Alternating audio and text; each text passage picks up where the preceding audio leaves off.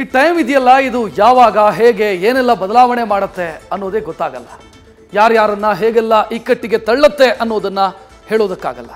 ಆದರೆ ಒಮ್ಮೊಮ್ಮೆ ಪವಾಡ ನಡೀತು ಅಂತಾರಲ್ಲ, ಹಾಗೆ ಜಸ್ಟ್ 10 ನಿಮಿಷ ಪಹಲ್ಗಾಮ್ನಲ್ಲಿ ಉಗ್ರರ ಬಂದೂಕಿನ ಗುಂಡಿನಿಂದ ಜಸ್ಟ್ ಮಿಸ್ ಆಗಿದ್ದಾರೆ. ದಾಳಿಯಿಂದ ಪಾರಾಗಿ ಬಂದವರ ರೋಚಕ ಕತೆ ಇಲ್ಲಿದೆ.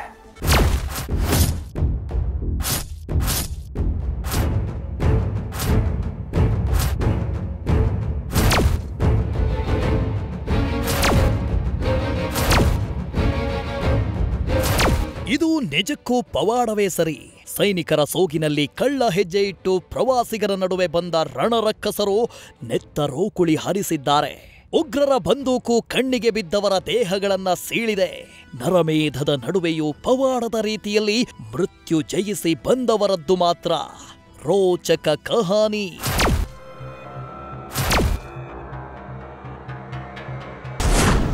ಬೈಸರನ್ ಕಣಿವೆಯಲ್ಲಿ ಉಗ್ರರ ದಾಳಿಯಿಂದ ಜಸ್ಟ್ ಮಿಸ್. ಕಿವಿ ಪಕ್ಕದಲ್ಲಿ ಹಾದು ಹೋದ ಬುಲೆಟ್, ಕರಾಳ ಅನುಭವ. ಕೆಲವೊಮ್ಮೆ ನಾವು ತೆಗೆದುಕೊಳ್ಳುವ ಚಿಕ್ಕ ಚಿಕ್ಕ ನಿರ್ಣಯಗಳು ನಮ್ಮ ಬದುಕನ್ನೇ ಬದಲಾಯಿಸಿಬಿಡ್ತವೆ. ಅಂದು ಏಪ್ರಿಲ್ 22 ಮಧ್ಯಾಹ್ನ 2ರ ಸಮಯ. ಹಚ್ಚ ಹಸಿರ ಹುಲ್ಲುಗಾವಲು ಪ್ರದೇಶ ಬೈಸರನ್ಗೆ ನುಗ್ಗಿದ್ದ ಉಗ್ರರು ಪ್ರವಾಸಿಗರ ರಕ್ತ ಬಸಿದಿದ್ರು. ಢಮ್ ಢಮಾರ್ ಅಂತ ಗುಂಡಿನ ದಾಳಿ ನಡುವೆಯೂ ಶಿರಸಿ ತಾಲೂಕಿನ ಗುಬ್ಬಿಗದ್ದೆಯ ಕುಟುಂಬವೊಂದು ಪವಾಡದ ರೀತಿಯಲ್ಲಿ ಪಾರಾಗಿ ಬಂದಿದೆ. ನಾವು ಅಂಗಡಿಯಲ್ಲಿದ್ದಾಗ ಕಿವಿ ಪಕ್ಕದಲ್ಲೇ ಬುಲೆಟ್ ಹಾದು ಹೋಯ್ತು. ಅಲ್ಲಿಂದ ಓಡಿ ಬಂದು ಜೀವ ಉಳಿಸ್ಕೊಂಡ್ವಿ ಅಂತ ಭಯಾನಕ ಅನುಭವ ಬಿಚ್ಚಿಟ್ಟಿದ್ದಾರೆ ಶೋಭಾ ಹೆಗಡೆ. ಅವನು ಮೇಲ್ಗಡೆಯಿಂದ ಬಂದವನು ಫೈರಿಂಗ್ ಮಾಡ್ಕೊಂಡು ನಮ್ಮ ಹತ್ರನೇ ಬರ್ತಿದ್ದ. ಕೆಳಗಡೆಯಿಂದನೂ ಫೈರ್ ಆಗ್ತಿದೆ. ನಾವು ಏನು ಮಾಡಿದ್ವಿ, ಅಲ್ಲೇ ಚೇರಲ್ಲಿ ಈ ಥರನೇ ಚೇರಲ್ಲಿ ಕೂತಿದ್ದು ಅದೆಲ್ಲ ಬಿಟ್ಬಿಟ್ಟು ಸ್ವಲ್ಪ ಕೆಳಗಡೆ ಹೋದ್ವಿ. ಅಂದರೆ ಶಾಪ್ ಹತ್ರ ಹೋದ್ವಿ, ಒಳಗಡೆ ಶಾಪ್ ಒಳಗಡೆ ಹೋಗೋಕ್ಕೆ ಅಲ್ಲಿ ಹೋದ್ವಿ. ಆಮೇಲೆ ಅಲ್ಲೇ ನಮ್ಮ ಚೇರ್ ಮೇಲೆ ನಮ್ಮ ಬ್ಯಾಗ್ ಬಿಟ್ಟಿತ್ತು.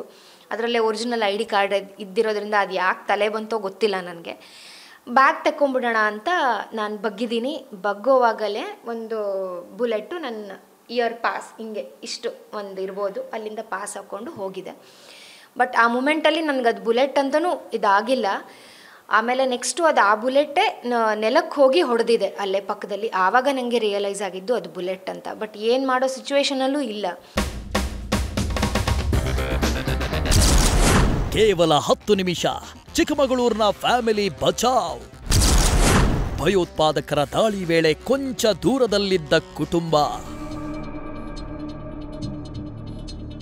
ಮತ್ತೊಂದು ಚಿಕ್ಕಮಗಳೂರಿನ ಕುಟುಂಬದ ಕಥೆ ಕೇಳಿ. ಚಿಕ್ಕಮಗಳೂರಿನ ರಾಮೇಶ್ವರ ನಗರದ ಚಂದ್ರಶೇಖರ್ ಹಾಗೂ ಪತ್ನಿ ತಾಯಿ ಇಬ್ಬರು ಪುಟ್ಟ ಮಕ್ಕಳ ಜೊತೆ ಏಪ್ರಿಲ್ 21ರಂದು ಕಾಶ್ಮೀರ ಪ್ರವಾಸಕ್ಕೆ ಹೋಗಿದ್ರು. ಪ್ರವಾಸದ ಮೊದಲ ದಿನವೇ ಪೆಹಲ್ಗಾಮ್ಗೆ ಭೇಟಿ ನೀಡಿದ್ರು. ಕುದುರೆ ಏರಿ ಹೋಗುವಾಗ ಬೈಸರನ್ ಕಣಿವೆ ಕೇವಲ 800 ಮೀಟರ್ ದೂರದಲ್ಲಿತ್ತು. ಕೇವಲ 10 ನಿಮಿಷಗಳ ಅಂತರದಲ್ಲಿ ಬದುಕುಳಿದಿದ್ದಾರೆ. ಉಗ್ರರ ದಾಳಿಯಿಂದ ಕುಟುಂಬ ಪಾರಾಗಿ ಬಂದಿದ್ದೇ ರೋಚಕವಾಗಿದೆ. ಈ ಬಗ್ಗೆ ಚಂದ್ರಶೇಖರ್ ಮಾಹಿತಿ ನೀಡಿದ್ದಾರೆ. ಪಹಲ್ಗಾಮಲ್ಲಿ ಈಗ ಘಟನೆ ಆಯ್ತು ಬೈಸರನ್ ವ್ಯಾಲಿ, ಅಲ್ಲಿಗೆ ಹೊಟ್ಟಿದ್ವಿ ಕುದುರೆ ಏರಿ. ಅದೇ ಹೇಳಿದ್ವಲ್ಲ ಸರ್, 700ರಿಂದ 800 ಮೀಟರ್ ಮುಂದೆ ಹೋಗಿದ್ವಿ. ಮುಂದೆ ಹೋಗಿ ಇನ್ನೇನು ಹೆಚ್ಚು ಕಡೆ ಒಂದು 10-15 ಮಿನಿಟ್ಸ್ ಎಲ್ಲ ಮೇಲ್ಗಡೆ ರೀಚ್ ಆಗ್ತದೆ. ಯಾಕಂದ್ರೆ ಒಂದು ಸ್ವಲ್ಪ ಅಪ್ಪಿರೋದ್ರಿಂದ ಕುದುರೆಗಳು ನಿಧಾನಕ್ಕೆ ಹೋಗ್ತಿತ್ತು. ಒಂದು 15 ನಿಮಿಷದಲ್ಲೇ ರೀಚ್ ಆಗಬೇಕಾಗಿತ್ತು ನಾವಲ್ಲಿ. ಸೊ ಏನೋ ಅದೃಷ್ಟವಶ ನಾವು ಅಲ್ಲಿಗೆ ಹೋಗಲಿಲ್ಲ. ದೇವ್ರು ಕಾಪಾಡ್ದ ನಮ್ಮನ್ನ. ಇವ್ರು ಯಾಕೆ ಇಷ್ಟಕೊಂಡು ಸೀರಿಯಸ್ ಆಗಿದ್ದಾರೆ, ಏನೋ ಒಂದು ಆಗಿರುತ್ತೆ, ಇವ್ರು ಯಾಕೆ ಇಷ್ಟಕೊಂಡು ಗಾಬರಿ ಪಡ್ತಿದ್ದಾರೆ. ಆಮೇಲೆ ನಾವು ನ್ಯೂಸ್ ನೋಡಿದ್ಮೇಲೆ ಗೊತ್ತಾಯ್ತು ಸರ್, ಒಂದು 28-30 ಜನ ಸತ್ತಿದ್ದಾರೆ ಅಂದಾಗ ನಮಗೆ ಗಾಬರಿ ಆಯಿತು ಸರ್. ಏನೋ ಒಂದು 20 ನಿಮಿಷ ಅದರಲ್ಲಿ ನಾವು ಸೇಫ್ ಆಗಿದ್ದೀವಲ್ಲ ಸರ್, ಅದು ನಾನು ನೋಡಿದ ತಕ್ಷಣ ಶಾಕ್ ಆಯಿತು ಫಸ್ಟ್ ಟೈಮು. ಆಮೇಲೆ ಗಾಬರಿನೂ ಆಯಿತು ಸರ್, ಏನಾದರೂ ನಾವು ಬೇಗ ಹೋಗಿದ್ದಿದ್ರೆ ನಾವು ಅಲ್ಲೇ ಸಿಗೋಕೊಳ್ತಿದ್ವಲ್ಲ ಅಂತೇಳಿ. ಒಟ್ಟಾರೆ ಈ ಎರಡೂ ಕುಟುಂಬಗಳು ಸಾವಿನ ದವಡಿಯಿಂದ ಬದುಕಿ ಬಂದಿದ್ದೇ ರೋಚಕ. ಆದರೆ ಉಗ್ರರ ದಾಳಿಯನ್ನ ಕಣ್ಣಾರೆ ಕಂಡವರ ಹೇಳಿಕೆಗಳು ಮಾತ್ರ ಮೈ ನಡುಗಿಸುವಂತಿದೆ.